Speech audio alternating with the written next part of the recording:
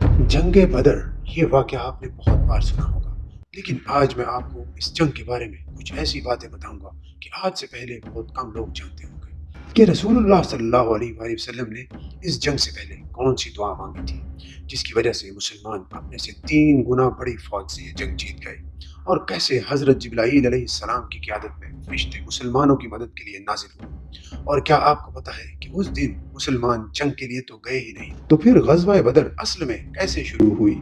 ये इस्लामी तारीख का वो मोड़ था जिसने पूरी दुनिया को बदल कर रख दिया। अबू सुफियान शाम से एक काफिला लेकर मक्का की तरफ जा रहा था। इस काफिले में 50,000 सोने के सिक्के और हर किस्म का कीमती माल मौजूद। लेकिन यहाँ एक बहुत बड़ा मसला था।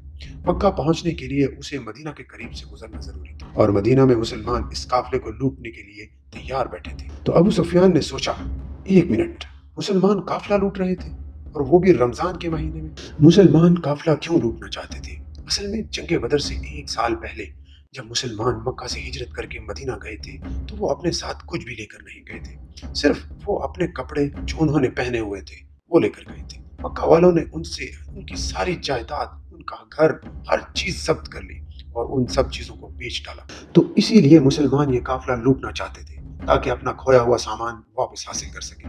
अबू सुफियान इस काफिले का सरबराह था। वो बहुत परेशान था। उसे डर था कि अगर वो इसी रास्ते से गुजरा तो मुसलमान उसे जरूर रोक लेंगे। तो इसलिए फौरन उसने अपना रास्ता बदल लिया और मक्का एक कासिद भेजा। उसने पैगाम दिया, मक्का वालों, जितनी जल्दी हो सकता है हमारी मदद के लिए निकलो।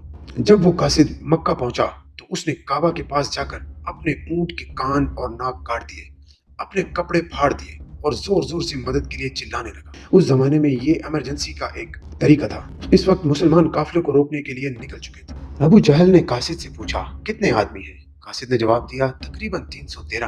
अबू जहल हंस कर बोला, हम 1000 सिपाही लेकर जाएंगे। फिर उसने पूछा, घोड़े कितने हैं? जवाब मिला, सिर्फ 2।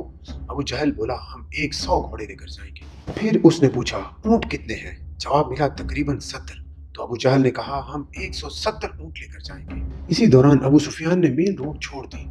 उसने दूसरा रास्ता इख्तियार किया और मुसलमानों से बचकर निकल गया। अब जाहिरी तौर पर जंग की जरूरत तो खत्म हो चुकी थी, क्योंकि काफिला महफूज हो चुका था। लेकिन अबू जहल ने कहा, अब चाहे काफिला बच गया हो, हम मोहम्मद सल्लल्लाहु अलैहि वसल्लम और उनके साथियों को नहीं छोड़ेंगे। उसने फख्र से कहा, हमारे 3 आदमियों के मुकाबले में उनका सिर्फ 1 आदमी है। रसूलुल्लाह सल्लल्लाहु अलैहि वसल्लम ने अपनी फौज को बदर के पहले कुएं के करीब क्याम करने का हुक्म दिया। अगले दिन अबू जहल की फौज मैदान में आ गई। उनकी तादाद मुसलमानों से तकरीबन 3 गुना ज्यादा थी। यहाँ रसूलुल्लाह सल्लल्लाहु अलैहि वसल्लम ने वो दुआ मांगी, ऐ मेरे अल्लाह, अगर आज हम ये जंग हार गए तो कयामत तक तेरा नाम लेने के लिए कोई नहीं बचेगा। ऐ अल्लाह, हमारी अपने गैब से मदद फरमा। इसी दुआ के बाद अल्लाह पाक ने मुसलमानों की मदद के लिए फरिश्ते नाज़िल किए, जिनका जिक्र कुरान पाक में भी मौजूद है। दोनों फौजें आमने सामने खड़ी हो गई, और कुरैश की तरफ से उत्बा अपने भाई शैबा और अपने बेटे वलीद के साथ मैदान में आया। उसने ललकार कर कहा, कौन है जो हमारा मुकाबला करे? मदीना के 3 अंसारी सहाबा आगे आए। उत्बा ने कहा, हमें अपनी कौम के लोग चाहिए। तब हजरत हमजा रजी अल्लाह तआला अन्हु, हजरत उबैदा रजी अल्लाह तआला अन्हु और हजरत अली रजी अल्लाह तआला अन्हु मैदान में आए। मुबाजरा शुरू हुआ। हजरत उबैदा जख्मी हुए, लेकिन उत्बा, उसका भाई शैबा और उसका बेटा वलीद तीनों कत्ल कर दिए गए। मुसलमान जानते थे कि उनकी फौज बहुत छोटी है, इसलिए उन्होंने डिफेंसिव स्ट्रेटजी इख्तियार की। वो अपनी जगह मजबूती से खड़े रहे और दुश्मन का इंतजार करते रहे। अबू जहल ने फुल स्केल हमले का हुक्म दे दिया। उसे यकीन था चंद मिनट में फैसला हो जाएगा, लेकिन ऐसा नहीं हुआ।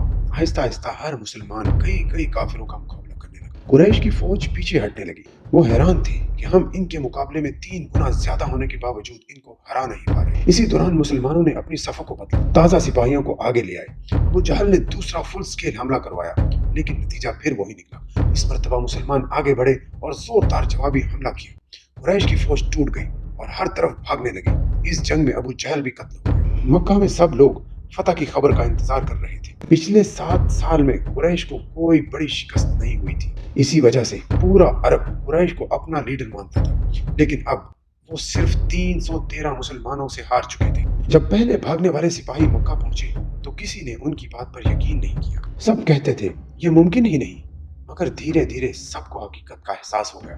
कुरैश सिर्फ जंग नहीं हारे थे, बल्कि पूरे अरब में अपनी इज्जत भी गवा बैठे थे। एक वेस्टर्न हिस्टोरियन लिखता है जंग बदर से पहले अरब मोहम्मद सल्लल्लाहु अलैहि वसल्लम को एक कमजोर शख्स समझते थे, लेकिन जंग बदर के बाद मोहम्मद सल्लल्लाहु अलैहि वसल्लम पूरे अरब में एक अजीम रहनुमा और एक बेहतरीन मिलिट्री कमांडर के तौर पर मशहूर हो गए, क्योंकि उन्होंने अपने से 3 गुना बड़ी फौज को शिकस्त देकर हरा दिया था।